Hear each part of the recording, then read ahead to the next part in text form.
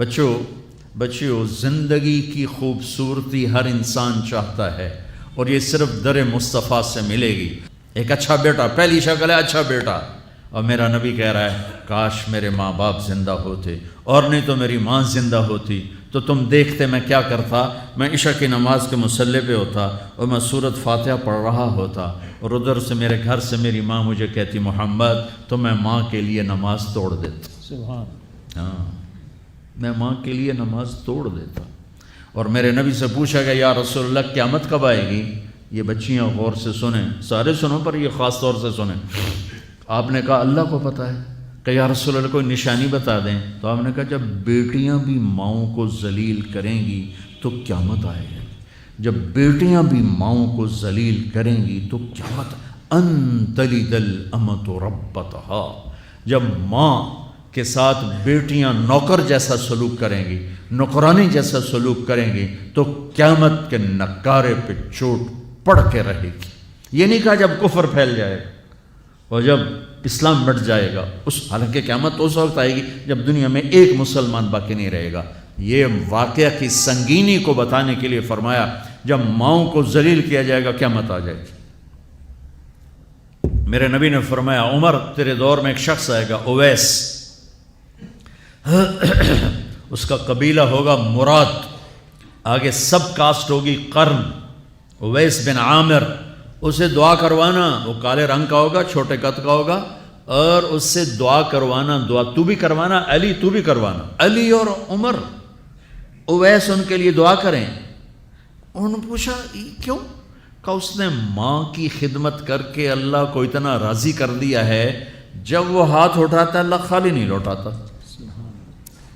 اللہ کی قسم عمر و علی کو اویس کی دعا کی ضرورت نہیں تھی، امت کو پیغام دینا تھا کہ مائیں ذلیل ہو رہی ہیں آج، اور باپ جوان اولاد سے چھپتے پھر رہے ہیں، تو میرے رب میرے نبی نے یہ آگے پیغام دینا تھا کہ نبی ہو کر رسول ہو کر کہہ رہے ہیں کاش ماں ہوتی تو میں اس کے لیے نماز توڑ دیتا۔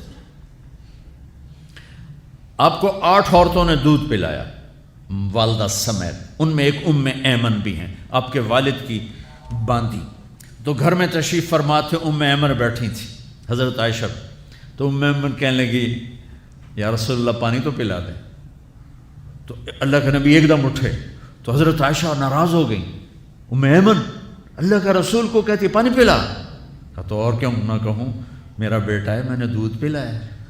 تو حضرت میرے نبی نے کہا ہاں ہاں عائشہ یہ میری ماں ہے، اس کا میں نے دودھ پیا ہے۔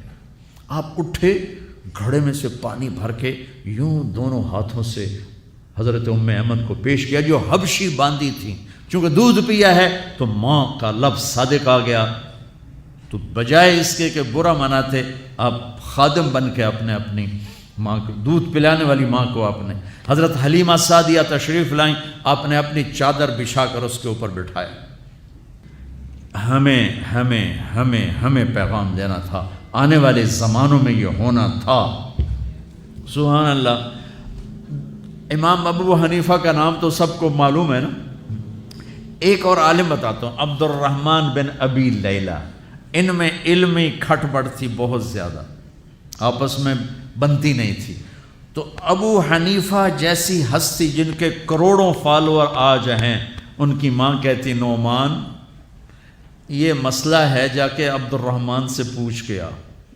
زندگی میں ایک دفعہ نہیں کہا ماں جی میں اس کو وڈا عالم ہے میرے کو پوچھ لو، کہا اچھا ماں جی، اپنی چادر اٹھاتے اور پہنچ جاتے، دروازے پہ دستک دے کے بھائی مجھے میری اماں نے بھیجا ہے، آپ اس پہ فتویٰ، حالانکہ ان کی اپنی رائے اس کے خلاف ہوتی تھی، لیکن ماں کے احترام میں جا کر ان سے مسئلہ پوچھتے جن سے روزانہ مناظرہ ہوتا تھا، روزانہ کھٹ پٹ ہوتی تھی علمی، ماں نے کہہ دیا جا کر ان سے پوچھ کے آتے تھے، اپنی اتنی بڑی علمی قدر و منزلت کو ایک طرف رکھ دیتے تھے، نہیں میری ماں نے مجھے کہا ہے۔